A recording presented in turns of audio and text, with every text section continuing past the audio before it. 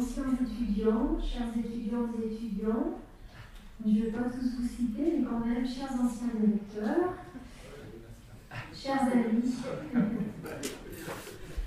bonsoir à toutes et tous, je suis vraiment très heureuse de vous accueillir pour cette conférence inaugurale à l'École d'architecture de Nancy, dans notre bâtiment de Livio-Vacchini, réouvert cette rentrée 2021. Donc, bienvenue en particulier à celles et ceux qui n'étaient peut-être pas encore rentrés depuis la réouverture.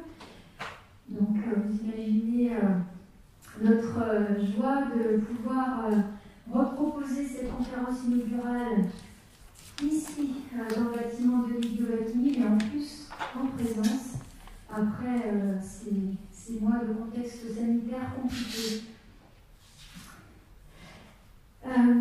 Donc, nous sommes réunis pour la conférence inaugurale. Donc, c'est une tradition dans l'école qui perdure depuis 2009, je crois. Je me tourne, voilà, on me dit oui. Donc, c'est un temps fort pour l'école, à la fois. Donc, aujourd'hui, la conférence inaugurale est ouverte au public, mais on vient de quitter à l'instant les premières années. Donc c'est un temps fort aussi pour nos premières années qui ont pu bénéficier de ce temps particulier de marrainage. Donc avec notre marraine cette année qui est Marie-Josée Canelica et qui a accepté et que je remercie de bien vouloir porter cette conférence inaugurale. Alors, juste expliquer pourquoi Marie-Josée Canelica, c'est un choix qui est collectif à l'école. On voulait marquer ce temps du retour à Vacchini, justement. On voulait, habituellement, on invite plutôt des architectes extérieurs, toujours reconnus dans tous les cas, internationalement souvent. Et pour ce retour à Vacchini, on avait envie peut-être non pas de se replier sur soi-même, bien au contraire, mais de revenir, on va dire aux sources, mais à quelques fondamentaux, tout en restant ouvert bien sûr vers l'avenir et ce qu'on veut porter pour le futur, pour nos futurs architectes. Donc il nous a semblé opportun que Marie-Josée Canelica soit là aujourd'hui pour cette première conférence, pour porter à la fois cet héritage de l'école d'architecture de Nancy par rapport au mouvement tessinois, parce qu'on revient justement dans les murs de Livio-Vacchini. Et Marie-Josée Canelica a porté cet enseignement-là en tant qu'enseignante, mais également, on l'avait à l'honneur ce soir en tant qu'architecte. Et par rapport à la production qu'elle a produite dans son agence avec l'Incartini, qui est présent également. Et donc on retrouve à la fois dans cette production un ancrage local sur son territoire, on va dire, privilégié qu'est les Vosges, mais ailleurs aussi, avec cette influence tessinoise. Et au-delà de ce retour, on va dire, au mur de Livio-Vacchini et de cette influence tessinoise, l'agence Cartini Canelica porte aussi, selon moi, cette idée que, enfin, c'est pas selon moi, hein, mais ce qu'on a envie de porter aujourd'hui, en tout cas ce qu'on porte pour les futurs architectes, et le contexte qui nous amène à promouvoir une architecture qu'on va dire raisonnée, frugale, porteuse de filières courtes, etc. L'agence Cartini Canelica, en fait, a été pionnière, je pense, voilà, sur un certain nombre de projets et encore jusqu'à aujourd'hui, au travers des différents prix qu'elle a pu avoir, au travers de ces projets qui utilisent la construction de bois, des matériaux biosourcés, etc. Donc, je fais un parallèle un petit peu à l'exposition qui est en ce moment à Beaufront, qui est dans les locaux de l'ancienne école d'art qu'on a occupé encore il y a peu, où justement, dans cette exposition-là, on met à l'honneur un des projets de l'agence Cartinique Académica, qui est le collège à Daon-les-Vosges.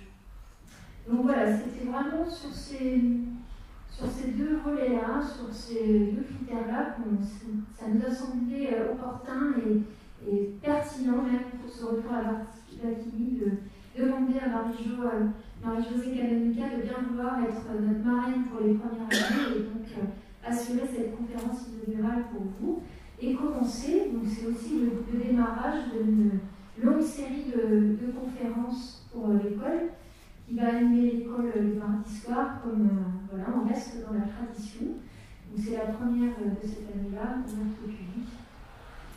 Et donc je tiens vraiment à remercier Marie-Josée Académica d'avoir accepté cet exercice-là parce que je sais que ça lui a demandé du travail et certains d'entre vous la connaissez bien. Je pense qu'elle a passé un été studieux. Elle n'a pas hésité à accepter cet exercice-là, mais quand même, elle a bien réfléchi et j'espère que vous n'en voulez pas trop d'avoir fait cette proposition-là, mais en tout cas, je sais qu'elle a mis tout son cœur pour vous proposer cette conférence-là ce soir. Donc merci beaucoup à elle. Bien historique ou biographie, donc c'est Pierre Morer qui va introduire la conférence, sachant que c'est Carrie Thiel qui devait le faire, et donc on a une pensée aussi pour elle et sa famille. Voilà. Donc je passe la parole à Pierre Morer et je vous remercie à toutes et tous d'être présents ce soir. Voilà, ça nous fait chaud au cœur, on se retrouve avec lui. Voilà, merci à vous aussi.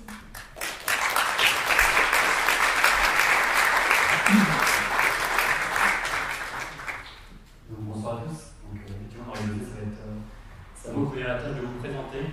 Donc, originaire des Vosges, vous êtes entré en 1969 dans ce qui était alors la jeune unité pédagogique d'architecture de Nancy, donc notre école actuelle, dont la pédagogie était alors mise en place sous le houlette de Jean-Pierre Hétron, à une époque où les étudiantes étaient encore très minoritaires dans les écoles d'architecture. Vous étiez 5 femmes à entrer en même temps dans cette école.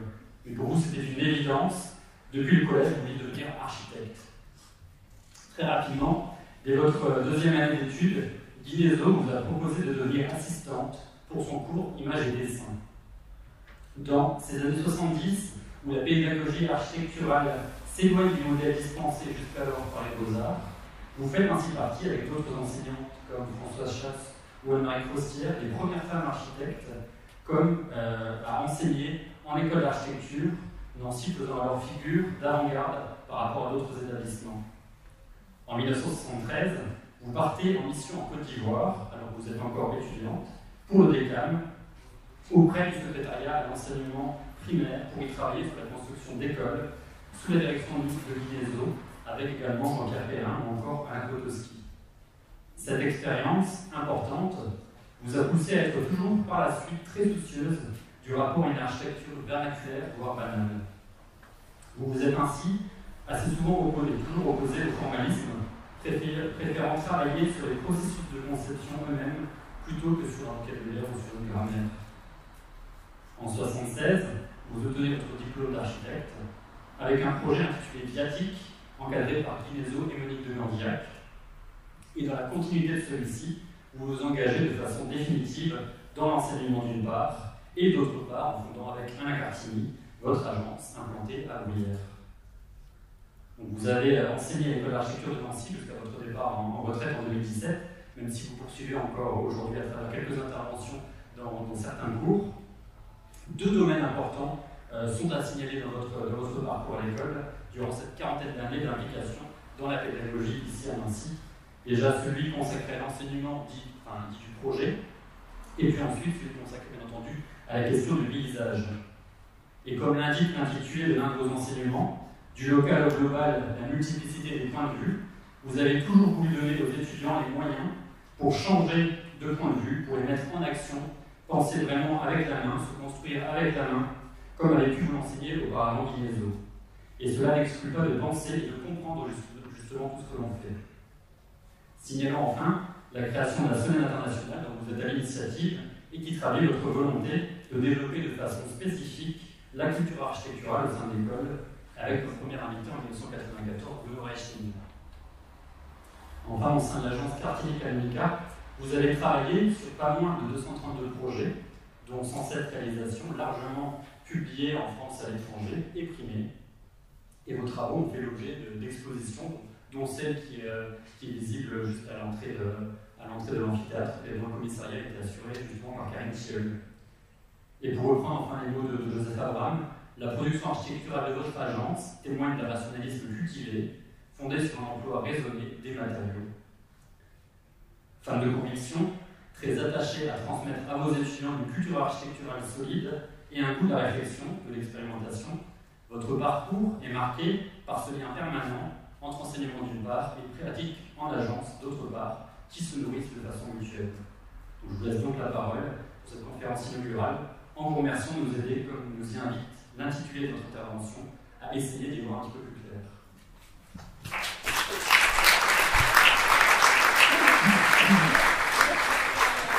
Merci Pierre, mais j'ai l'impression que vous avez déjà fait ma conférence. Donc, ça va être dur. Alors, bonsoir à toutes et tous. C'est un honneur d'avoir été invitée à donner cette première conférence dans l'école retrouvée, où j'ai eu le plaisir d'apprendre, d'y enseigner, de partager des pédagogies ambitieuses, de rencontrer des enseignants généreux, passionnés et des amis. J'espère que vous avez ou aurez ce plaisir et cette chance. Cependant, c'est une école de l'exigence parce que l'architecture, ses pratiques, ses recherches sont toujours re-questionnées dans les écoles comme dans la profession. Certes, on y montre et commente l'architecture, son histoire, ses techniques, mais on débat sur comment on la pense et la conçoit, par l'enseignement et plus particulièrement celui dit du projet. Parties, problématiques, idées, concepts, théories, processus, démarches, méthodes, figuration, représentation, autant de termes que les architectes enseignants verbalisent différemment. C'est admettre que concevoir un projet d'architecture est une démarche globale et complexe qui tient compte de multiples points de vue, du commanditaire aux usagers, des bureaux de contrôle aux entrepreneurs artisans. Comprendre au fur et à mesure qu'on apprend, observe, note, raisonne, fabrique ce que l'on fait, est un moyen d'engager et de partager collectivement ce long processus de projet qui conduit à l'édification. L'action de construire au plus juste et le plaisir de transmettre de façon concomitante et le processus de conception aussi en jeu motive mon engagement professionnel et académique. Ma double pratique de praticienne et d'enseignante dans leur complémentarité comme dans leurs différences m'ont permis d'approfondir cette posture réfléchie, si bien élucidée par les recherches de Donald Schoen. Pour comprendre le sens de cette démarche, à partir de mes propres réalisations et didactiques ici croisées, je me propose d'expliciter une conception en action par une culture architecturale questionnée et par la mise en forme de règles ouvertes. Si ces deux pratiques s'élaborent en clarifiant, en distinguant les questions de façon hypothétique et non synthétique, mon enseignement n'était pas le calque d'une pratique à la maîtrise d'œuvre. L'enseignement n'est pas une simulation professionnelle parce qu'il vise des compétences dans une progression pensée et construite.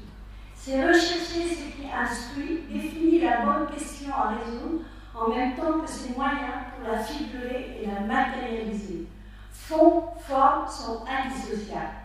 Avec la complicité de François Chap, architecte, professeur à l'ENSA, et par la rigueur de ses nombreux travaux de recherche sur les procédures qui conduisent à la conception et notamment les concepts de l'architecturologie, nous avons construit un enseignement du projet fondé sur la conception en tant qu'action. Nous prenions en compte que des aspects limités de la réalité du travail de l'architecte. Par exemple, faire comprendre aux étudiants la valeur référentielle du terrain dans la démarche de conception. sans perdre la visée globale et complète attachée au projet était l'un de nos objectifs. La réalisation de l'école maternelle de Viviers illustre comment, à partir d'une situation donnée, nous avons déplacé la réponse, construire une école en bois, pour questionner le terrain, ses usages formels et informels. Ici, un hangar pour le tracteur de la commune, ici, la maison des outils, du jardinier, là, une mairie-école, là, une petite salle de musique, ici, une salle pour les manifestations, un ensemble de situations, comme je le dis précédemment, formelles et informelles. En recentrant nos observations sur la situation physique du terrain, le projet école n'était plus la seule finalité de la commande. Requalifier les limites du terrain était tout autant, rendant opportun de passer l'école en limite. On ne cherchait pas seulement à construire une école, mais en choisissant ce point de vue, on a ouvert un espace de travail capable de hiérarchiser, d'arbitrer l'ensemble des contraintes, parfois contradictoires, assiette du terrain, choix de la structure bois, besoins pédagogiques promis, protection des enfants et de l'ensemble des usagers. Que la série de dessins ici présents va ordonner dans un ensemble plus cohérent. Ce carrelage singulier a nourri notre imagination vers un système constructif continu pour penser l'école comme une succession d'écrans, de seuils différenciés pour ménager les passages quotidiens des enfants entre rue, cours, préaux et classes. On s'est défait du geste formel et de ces pièges attachés à ce type de commande. C'est un horizon vertueux que l'agence essaie de tenir dans sa pratique de concours public. Se défendre de l'originalité est une évidence pour moi. Tout projet finit in fine, de la connaissance. Et chaque réalisation est un prototype en quête de transformation, qu'elle soit issue de notre qu'elle soit issue de notre production ou de celle qui ont que bien et édifié, jugé et occupé. Toutes ces réalisations urbaines et paysagères par leur présence publiée ou ignorée, savante ou vernaculaire, belle ou laide, constituent une culture, un contexte culturel stimulant. Les comparer et les ordonner par rapprochement successif, comme je le fais à partir de la figure de l'enclos, devient un ensemble signifiant, une possible réponse pour penser chaque maison et jardin du lotissement de Freidenborg comme une entité enclose. De composer avec une surface trop grande et en équerre de 2 par 20 mètres de long pour y placer une tombe ou pour implanter un montagne, un programme modeste composé de 2 classes, une bibliothèque sur une large parcelle vacante flanquée de 2 maisons hautes et profondes. Ainsi, la culture architecturale, en partie enseignée par l'histoire de l'architecture, précise la décision de ce que l'on peut faire ou pas. Elle participe de façon réflexive à l'explicitation d'un processus encore en cours et à sa mise à distance, critique à condition d'édifier son espace de référence par la connaissance et le voyage, de cultiver l'observation en épuisant les figurations et d'expérimenter le territoire in visu, in situ.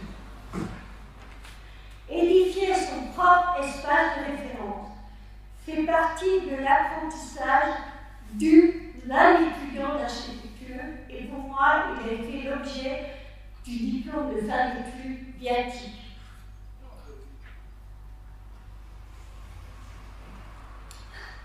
C'est dépasser l'image l'articulation de la référence architecturale, urbaine, paysagère, plastique, pour approfondir l'espace de conception de son créateur.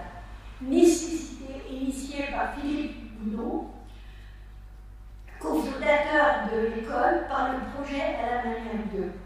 En redessinant, calque après calque, le tracé des constructions successives de l'empereur Adrien à Tivoli, j'enrichis à la fois mon habileté et ma curiosité à déchiffrer ce déjà-là. L'écart interroge le moment présent, mais aussi ce qui a été fait, dit André Cordos, dans l'espace de l'étude. C'est reprendre ce que l'on sait pour l'adapter aux usages de notre contemporanéité. Chaque référence collectée peut consolider par sa présence physique une idée encore fragile. Ici, la vue découpée sur le ciel par la géométrie des corniches de l'ensemble des immeubles de la place Saint-Ignace. L'effet lumineux du large lanternon du musée de Chères, ou l'arrivée latérale de la lumière par l'articulation entre portique et poutre panne sont mémorisés lors de la conception du profond passage entre boulevard Lebeau et terrasse Le Gravé. La verticalité de la vue vers le ciel et l'horizontalité de la vue vers les rives et le hall par la coupe perspective sont testées.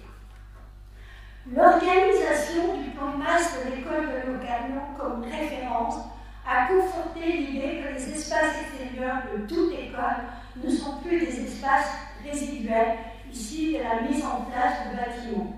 Le tracé géométrique de l'ensemble, classe, cours, classe et puis au vent, mis en forme, ordonne la surface irrégulière de la parcelle jusqu'aux limites, créant des vues longitudinales et transversales inattendues.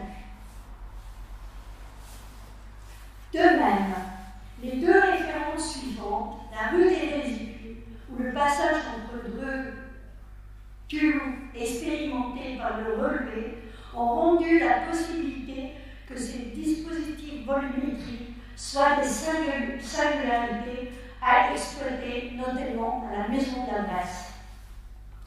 Les références répétées et assemblées par la démarche en compte ou par un coup soulèvent dans leur résonance comme dans leur dissonance un ensemble de questions qui, en circulant par inférence, quelques d'autres références, instruments de filiation, les tissent même.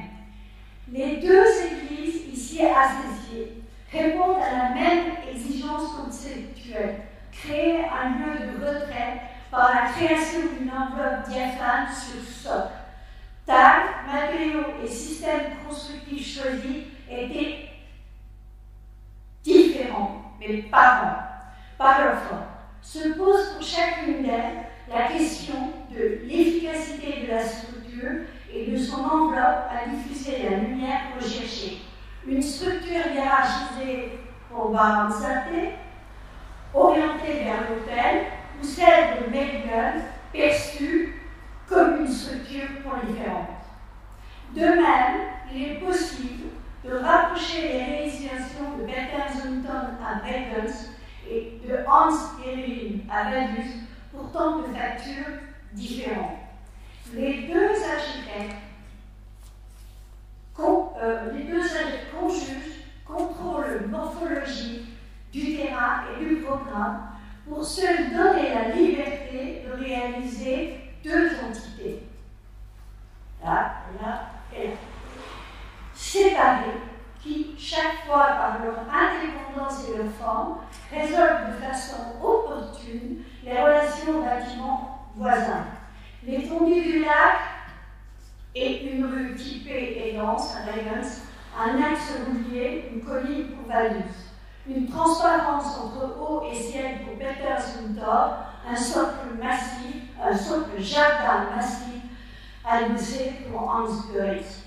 Expérimenté par la photographie, le reflet des fashions et ses profondeurs mythiques nous ouvre à d'autres expérimentations, comme celle menée dans la zone Spiano, qui décompose plan par plan l'ensemble des activités et infrastructures observées sur l'île Sula.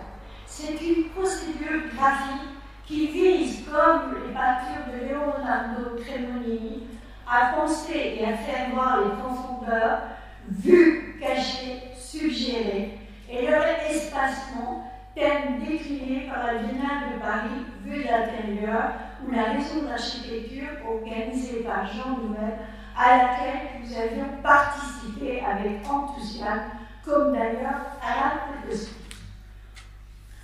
Observer avec curiosité ce qui m'entoure est un réel plaisir que j'ai cultivé avec les architectes complices Anne-Marie Clostière et Alain Podolsky, co-encadrant de l'enseignement du paysage, mais aussi avec les merveilleux voyages pensés par Anne-Marie. Découvrir in situ des espaces habités, raconter des lieux singuliers, déchiffrer leur valeur spatiale et leur signification culturelle aiguise notre œil, le rend agile, en alerte, en étend son champ de vision pour détailler au plus près matière, texture, couleur, dans toutes ses composantes sensibles et au plus loin, ce qui nous émeut. Donner à voir ce qu'on a observé dans l'action de noter et de tracer est un moyen incroyable et étrange de faire voir ce qu'on va voir. La forteresse en contre-plongée et découvrir peut-être masse géologique et surgissement des constructions. C'est admettre, par exemple, que les outils d'analyse, notes, schémas, relevés photographiques, dans leur cheminement inventif, sont déjà de l'ordre de la conception et procèdent par déplacement. À Viggiovano, in situ, Claude Valentin dessine par 2 fois les portiques et la tour du château en arrière-plan comme une seule entité et dévoile trait après trait l'imbrication de 2 géométries générées par l'orientation propre de la place et celle de la rue arrière que la photographie ne montre pas.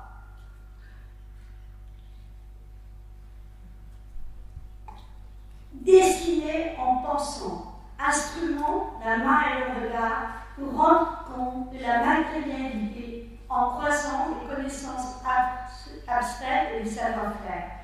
Ici, un rocher décapé comme une masse géométrique, une sculpture comme un sillon, une matière assemblée et puisée par le destin, plan axonométrique, schéma détail réunis pour ajuster l'œil vagabond, une charpente d'apparence complète déconstruite, une géographie, géométrie rapprochée. Toujours spéculative, les recherches dessinées appartenant aux pratiques architecturales, picturales ou paysage ouvrent des visibilités nouvelles en établissement des rapports du destin au destin. Notion qu'avec Alain Podolsky nous abordions dans le cadre du cours Lieu et objet. La production plastique des peintres comme Titus Carmel, Boltanski, Olpanka, Nevelson et bien d'autres était déconstruite comme une expérience sensorielle où fabrication, idée étaient intriquées, l'une précédant l'autre ou vice-versa. Expérimenter le territoire par ces représentations vise la recherche de figuration et d'ajuster leurs valeurs subjectives et objectives à l'épaisseur stratifiée de son sol. Un espace palimpseste, notion chère à André Corboz. C'est rendre actif le territoire comme objet relié par nos activités et comme sujet de notre imaginaire auquel on s'identifie. En négligeant cette double approche physique et culturelle, on occulte la situation paradoxalement du territoire tiraillé entre une perception bienveillante de le fond paysager construit par le regard du peintre, du photographe, qu'exploite le tourisme et la publicité. Alors que celui-ci se parcourt comme une étendue stratifiée, découpée par de nombreuses actions aux multiples échelles. Même gigole dans l'attente de l'horizon fabuleux, comme écrit Michel Collot. À la séparation ville-campagne et leur appropriation de moins en moins différenciée, je préfère l'idée développée par André Corbos de ville-territoire que je pratique. Mes allers-retours, Nancy, Bruyères ou tout autre déplacement se révèlent comme un espace-temps mesurable. Chaque trajet, selon la saison et les conditions de déplacement, reconfigure une cartographie sensible et imaginaire du territoire. Une ligne d'horizon marquée par une masse arborée, une ligne de crête comme une nouvelle profondeur, un arbre solitaire sous un ciel lourd, une route comme un rempart. Cette approche vécue et militante du territoire active mon exigence à décrire, dépeindre, déconstruire l'ordinaire de notre environnement, c'est-à-dire ce que nous avons sous nos yeux, mais que par habitude nous ne percevons plus et que nous ignorons, parce que avancer est même ce que nous voulons fuir. Découvrir le terrain de collège de Saint-Nicolas-de-Port, extraordinaire en dessinant colline et ciel. Révéler un ordinaire extraordinaire était l'horizon que les procédures expérimentales liées à l'enseignement du paysage ont conforté et creusé. D'ailleurs, je remercie Mme Ethel Buisson, architecte, qui par son enseignement à l'INSA continue à cultiver la question de la représentation du paysage. Vous comprenez que pour traiter la commande toujours unique, à terrain situé, un maître d'ouvrage nommé, des associés choisis, des entreprises sélectionnées, en comprendre le sens vrai ou caché et les questions indues, l'agence dans le glissement entre expérience et connaissance a construit un ensemble de règles comme faire, changer de point de vue et donner des mesures sensibles. S'emparer de ce qui est là, sur la table de travail, besoin listé par le programme, règlement de toute nature et terrain comme le sol sur lequel on cale le bâtiment est acquis par tous. L'architecture est située. En revanche, retranscrire par le tracé la stratification topographique comme un moyen de s'approprier la parcelle au-delà de ses niveaux, à l'échelle géographique et tectonique des terrassements, est plus ambitieux. Ce que le modèle du terrain du musée Paul Klee restitue par des coupes successives, dessinant avec évidence le projet, qui est ici. Ou comment les terrasses Inca de Machu Picchu et de Morel gèrent la réalité du dénivelé comme l'imagination topographique du paysage Jacques Simon ici réuni. À Sévenant, en façonnant la maquette de la maison des étudiants, l'écart entre le tracé topographique et l'expérience vécue du terrain a déterminé des stratégies de terrassement en lien avec le programme. En levant les murs de soutenir qui retiennent les terres, adossement, latéralité et frontalité spécifient le détachement du terrain vers la rivière savoureuse et initient des modalités de caillage pour distinguer les locaux en lien avec le plan du sol, par exemple ici, l'adossement, ou ceux en surplomb au plus près de l'ensemble arboré. Les murs ainsi fondés, parallèlement aux coupes de abrite les salles ouvertes. On voit ici expérimenté dans la maquette. Abrite les salles ouvertes sur les abords herbacés prêtes à s'agrandir et porte la dalle restaurant légèrement en porte-à-faux. Ouverte totalement et au plus près des fondaisons des arts, la salle de restaurant exacerbe sa frontalité que le mur rideau par ses reflets sublimes conforte dedans et dehors s'échange. Au lac de la Plaine, l'aridité du site nous a conduit à respecter l'assiette du terrain composée bizarrement de déblais et remblais dus à la création de la réserve du lac de Pierre-Percé. Faire avec impliquait de modifier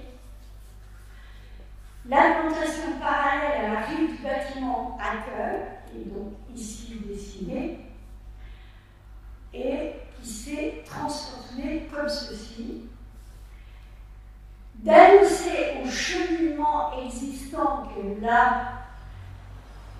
l'accès des gènes, de tracer des nœuds drainants et des fondations les moins évasives.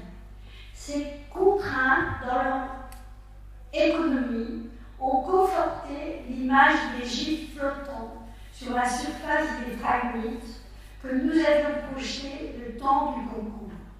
Fondation par pieux, préfabrication de plancher, enveloppe extérieure en mur tesson, étanchéité continue, mur toiture, protection par tasson, dans leur mise en œuvre savante et traditionnelle, répandent un paysage perdu.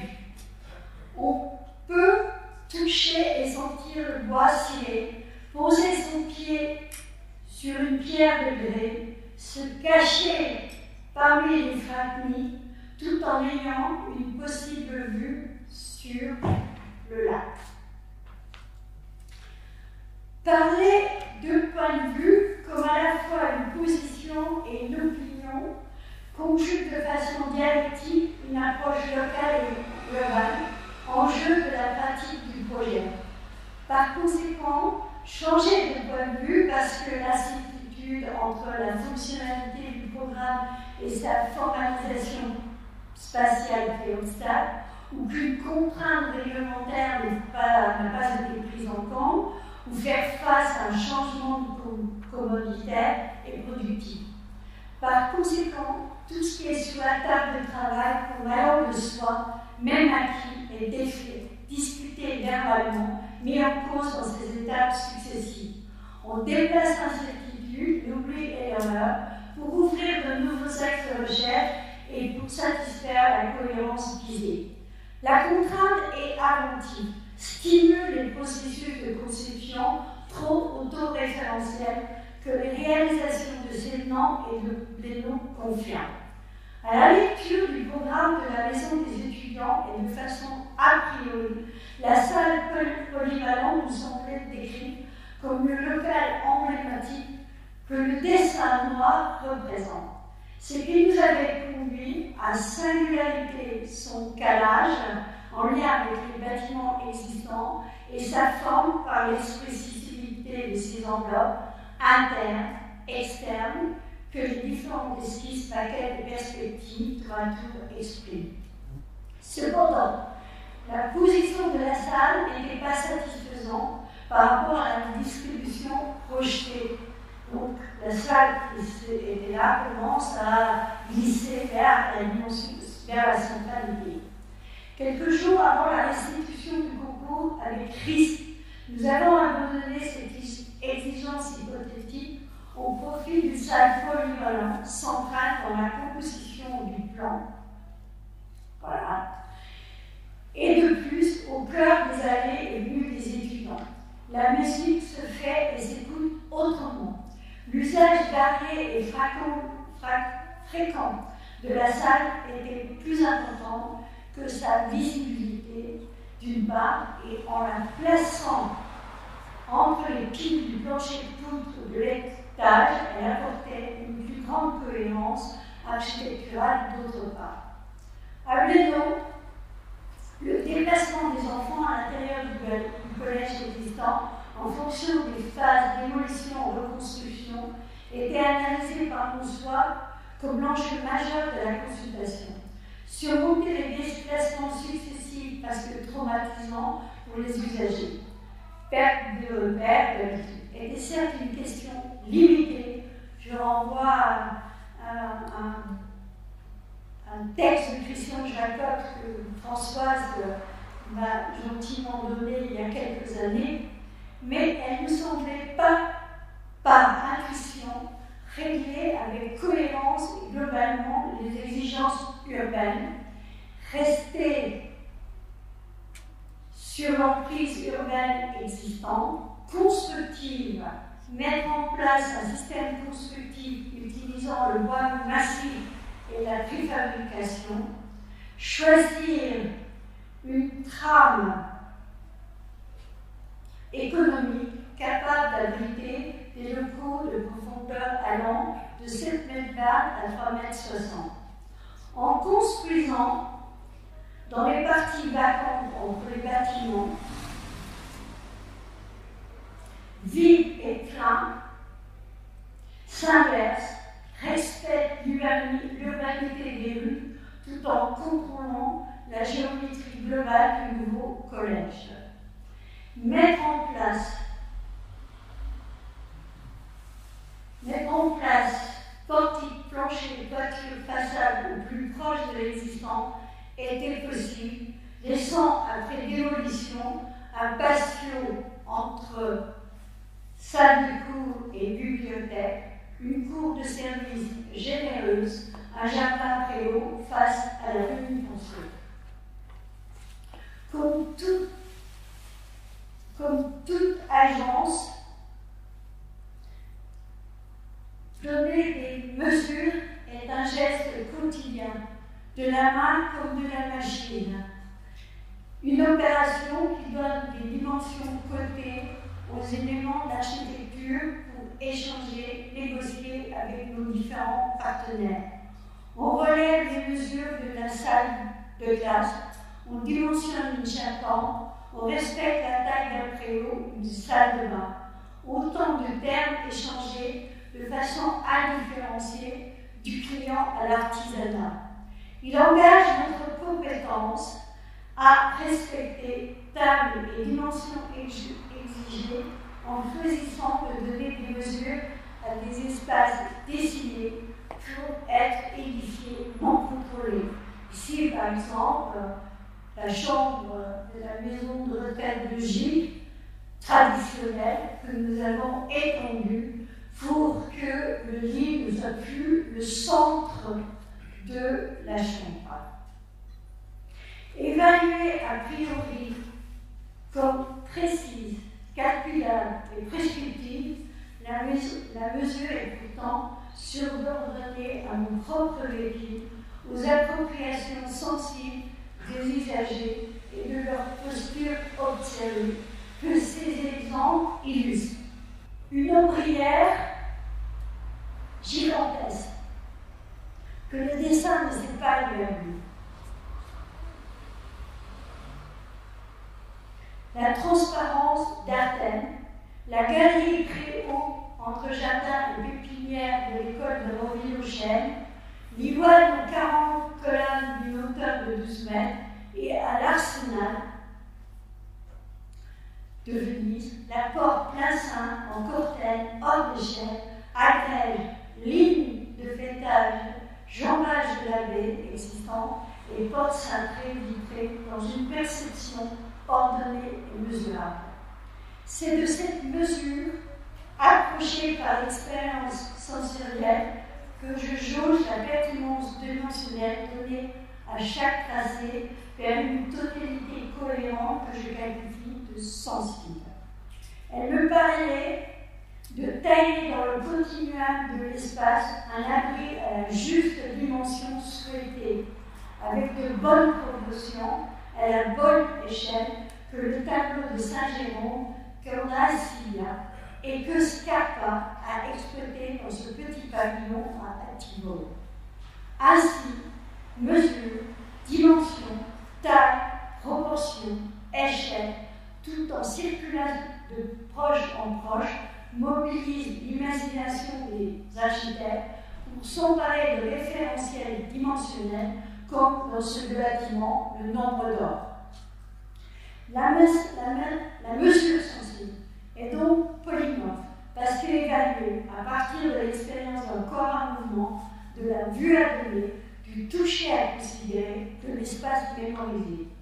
À Blénaud, les beaux windows 5,40 m par 1,40 m sont dimension par rapport à la rue et l'échelle urbaine du collège, tout en offrant une vue profonde sur le paysage.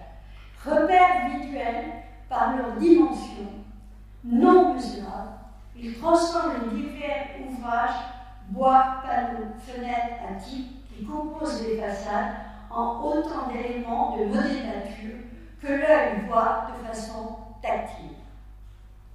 Au plateau de Haye, répondre aux règles urbaines et architecturales prescrites par les centres chez Méthode était bien sûr notre objectif, mais sans distancier, elle était tout autant. Pour évaluer notre travail, pour y parvenir, notre travail a été orienté par la nécessité de composer les façades en fonction de leur situation géographique et de leur échelle de perception. Donc vous avez en bas, en haut, la proposition sur laquelle on devait travailler, et voilà notre proposition.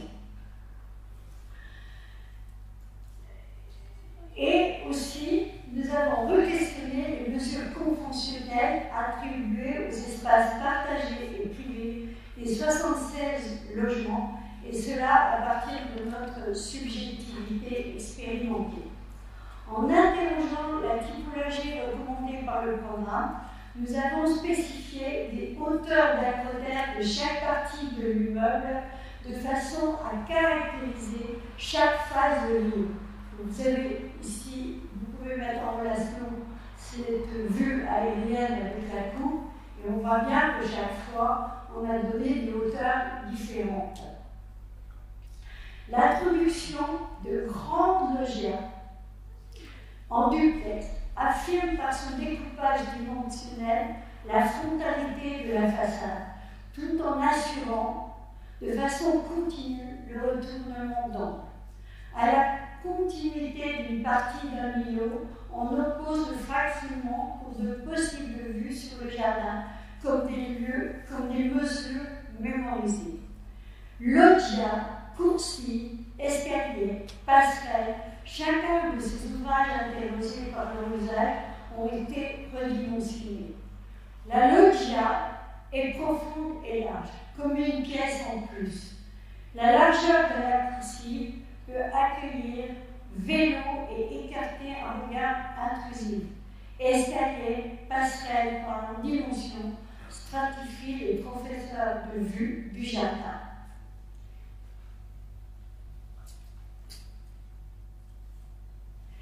Les procédures ainsi décrites, expliquées et partagées privilégient une production raisonnée, nourrie de la diversité des questionnements qui caractérisent chaque moment situé.